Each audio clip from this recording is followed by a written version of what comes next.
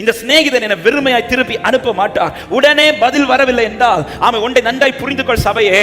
நான் எப்பவுமே இந்த வார்த்தையை நான் பிலீவ் பண்ணுவேன். நான் கேட்டு கர்த்தர் உடனே செய்யலனா அவர் செய்ய மாட்டார் என்றால் நான் கேட்டதிலும் அதிகமா அவனை செய்ய போறார் அர்த்தம்.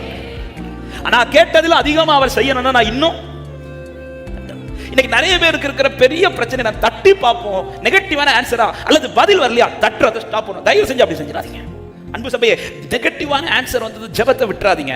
நெகட்டிவான ஆன்சர் தந்தது தர மாட்டேன்னு சொல்றதல்ல, நீ கேட்டதிலும் அதிகமாய் தருவதற்காக.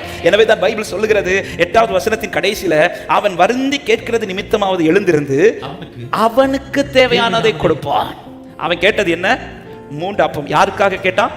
சிநேகிதனுக்காக கேட்டான். அப்ப என்ன கொடுத்து? அவன் கேட்டது போல 3 அப்பத்தை கொடுத்தான். இப்படி சொல்லியிருக்கணும். ஆனால் பைபிள் என்ன சொல்லுகிறது? அவனுக்கு தேவையானதெல்லாம் கொடுக்கிறான். அவன் கேட்டதிலும் அதிகமாய். அது மட்டுமல்ல, அவன் கேட்கும்போது எப்படி கேட்ட? 6வது வசனத்தின் கடைசி, நீ 3 அப்பங்களை எனக்கு கடனாக தர வேண்டும் என்று. இவன் கொடுக்கும்போது கடனா கொடுக்கல, அவனுக்கு நிறைவான பலனா கொடுக்கிறான். ஹல்லேலூயா.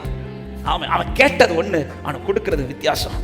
ஆமென். இவனுக்கு தெரியும் ஏன் இன்னும் இவன் தட்டிட்டே இருக்கிறான், ஏன் இன்னும் இவன் தட்டுறதை நிறுத்தலைன்னா அவனுக்குள்ள இருக்கிற நம்பிக்கை அவரின் ஜெபத்தை தள்ள மாட்டார்.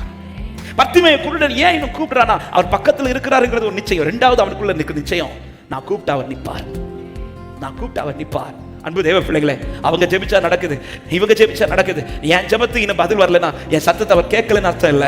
அவங்க கேட்டதை விட நீங்க கேட்கிறதை விட கர்த்தர் உங்களுக்கு அதிசயமாய் மகிமையாய் செய்ய போறார் என்று அர்த்தம். ஆமென் சொல்லுங்க பார்க்கலாம். எனவேதான் ஆமென். பாருங்க, சீஷர்களுக்கு பரிசுத்த ஆவியை